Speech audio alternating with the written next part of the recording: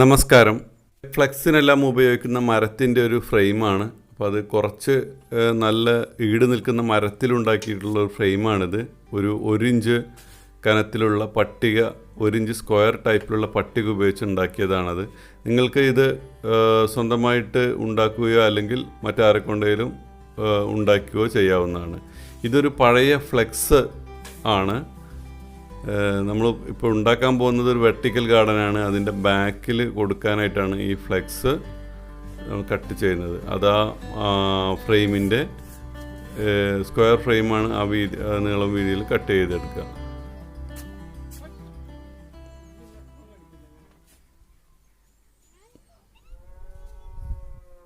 ഇത് ആണിയോ അല്ലെങ്കിൽ സ്റ്റാപ്ലറോ അല്ലെങ്കിൽ ഫ്ലെക്സ് ഗമ്മോ ഉപയോഗിച്ച് ഇത് അതിൻ്റെ ഒരു ബാക്ക് വശത്ത് പിടിപ്പിക്കുക.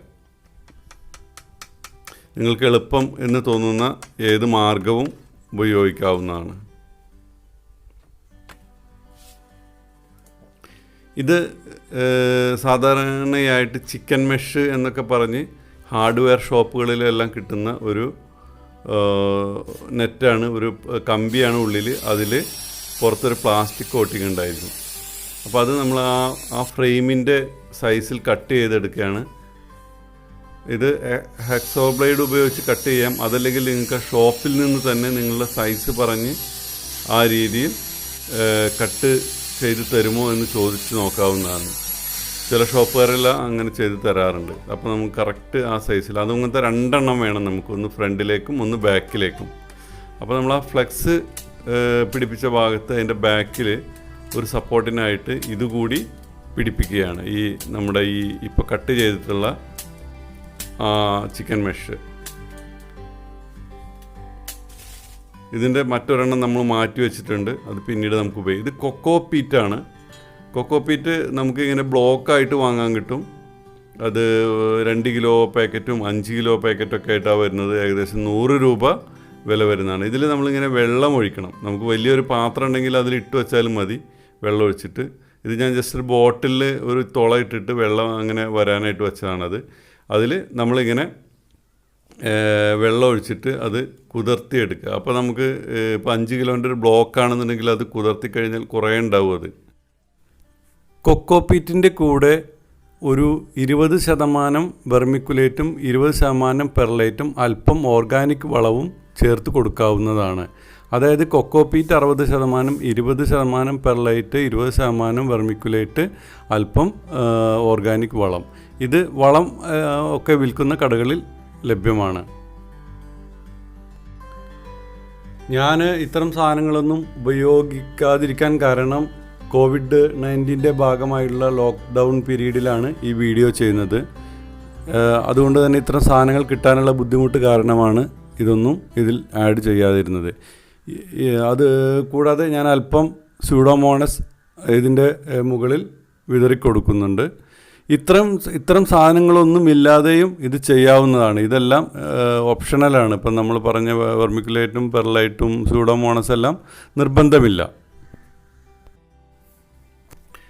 ഇത് നന്നായി കൈകൊണ്ട് അമർത്തി കൊടുക്കണം.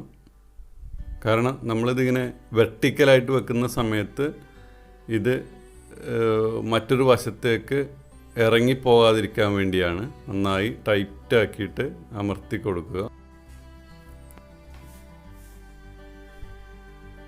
ഇത് ചകിരി നാരാണ്. ചകിരി നാര് കിട്ടാൻ ബുദ്ധിമുട്ടാണ് എന്നുണ്ടെങ്കിൽ നിങ്ങൾക്ക് ഈ ചാക്ക്, കനം കുറഞ്ഞ ചാക്ക്, ഉള്ളിച്ചാക്ക് പോലുള്ളത് കറക്റ്റായിട്ട് ഈ അളവിൽ കട്ട് ചെയ്ത് അതിൻ്റെ ഫ്രണ്ടിൽ വെച്ചു കൊടുത്താലും മതിയാകും. അതും ഏകദേശം ഒരേ ഗുണം തന്നെയാണ് ചെയ്യുക. കാണാൻ രണ്ടും നല്ല ഭംഗിയുണ്ടായിരിക്കും. നമ്മൾ നേരത്തെ കട്ട് ചെയ്ത് വെച്ചിട്ടുള്ള ചിക്കൻ മെഷിൻ്റെ ഒരു കഷ്ണം നമ്മളിപ്പോൾ ഈ ഇതിൻ്റെ കൊക്കോപീറ്റിൻ്റെ ഒക്കെ മേലെ ഇതുപോലെ ആണിയടിച്ചോ അല്ലെങ്കിൽ സ്റ്റാപ്ലർ ഉപയോഗിച്ചോ ഫിക്സ് ചെയ്യുക. അതുപോലെ നമ്മൾ ഇതിൻ്റെ താഴെ നിന്നും കമ്പി കഷ്ണങ്ങൾ GI കോട്ടിംഗ് ഉള്ളതോ അല്ലെങ്കിൽ അലൂമിനിയം കോപ്പർ പോലുള്ള കമ്പികൾ ഉപയോഗിച്ച് താഴെയുള്ള നെറ്റും മേലെയുള്ള ഈ മെഷും ഈ നെറ്റും തമ്മിൽ ഇങ്ങനെ പരസ്പരം കെട്ടിക്കൊടുക്കുക. അപ്പോൾ ഇത് നല്ല ടൈറ്റായിട്ട് നിൽക്കും. നമ്മുടെ ഈ മീഡിയ ഒരു വശത്തേക്ക് ലൂസായി ഇറങ്ങിപ്പോകാതിരിക്കാൻ ഇങ്ങനെ ചെയ്യുന്നത് നല്ലതാണ്.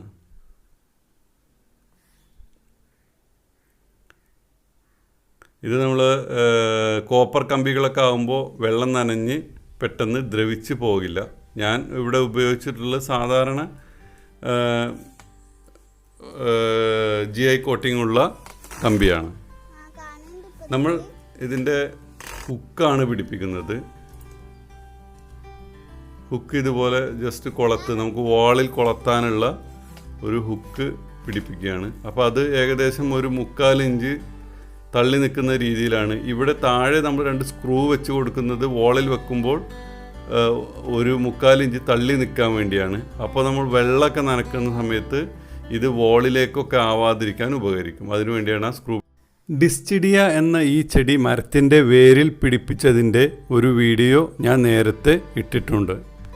ഇതിൻ്റെ വേരുകൾ ശ്രദ്ധിച്ചാൽ അറിയാം, വളരെ ഉറപ്പായി അതിൻ്റെ പ്രതലത്തിൽ ഇങ്ങനെ പിടിച്ച് നിന്നോളും ഇത്. പിന്നെ വളരെ കുറഞ്ഞ മെയിൻ്റനൻസ് മാത്രമേ ഈ ചെടിക്ക് ആവശ്യമുള്ളൂ. വെള്ളം നമ്മൾ ഒരു ആഴ്ചയിൽ 1-2 തവണയൊക്കെ സ്പ്രേ ചെയ്ത് കൊടുത്താൽ മതിയാകും.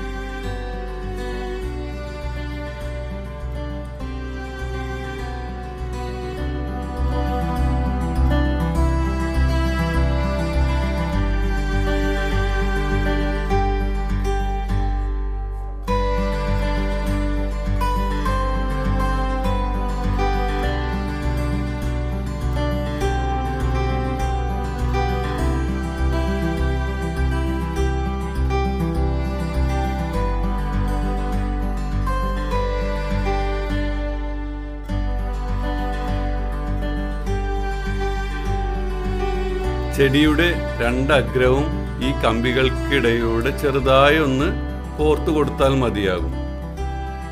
ഇനി ഇതിൻ്റെ പരിചരണമാണ് ശ്രദ്ധിക്കേണ്ടത്. ആദ്യത്തെ ഒരു 2 ആഴ്ച രാവിലെയും വൈകിട്ടും വെള്ളം നന്നായി സ്പ്രേ ചെയ്ത് കൊടുക്കുക. ഇത് വേരൊക്കെ പിടിച്ച് മുകുളങ്ങളൊക്കെ വന്ന് തുടങ്ങിയാൽ പിന്നെ ഇതിൻ്റെ നമുക്കൊരു ആഴ്ചയിൽ 2-3 തവണ മാത്രം സ്പ്രേ ചെയ്ത് കൊടുത്താൽ മതിയാകും.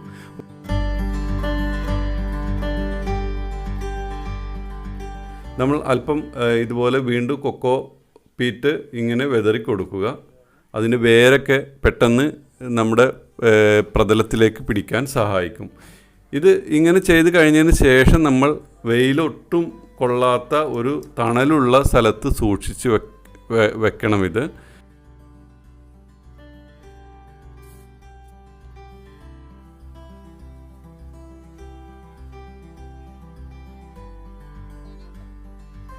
ഇതിൻ്റെ വേര് പിടിക്കുന്നത് വരെ നമ്മൾ ഇതുപോലെ തറയിൽ ഇങ്ങനെ പരത്തി തന്നെ വെക്കണം. വേരൊക്കെ പിടിച്ച് ഇലകളൊക്കെ കിളിർത്തു തുടങ്ങിയാൽ നമുക്ക് വെർട്ടിക്കലായിട്ട് ചുമരിൽ തൂക്കാവുന്നതാണ്.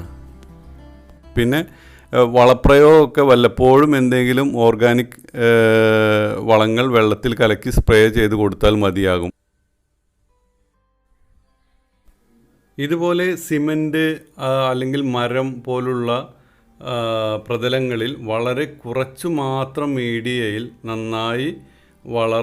നന്നായി നിലനിൽക്കുവാൻ ശേഷിയുള്ള ഒരു ചെടിയാണിത്.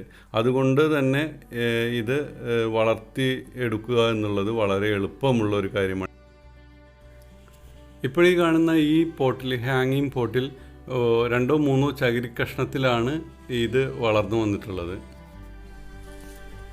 ഈ ചെടിക്ക് പകരമായി മണി പ്ലാന്റ് പോലുള്ള ചെടികളും പരീക്ഷിച്ച് നോക്കാവുന്നതാണ്.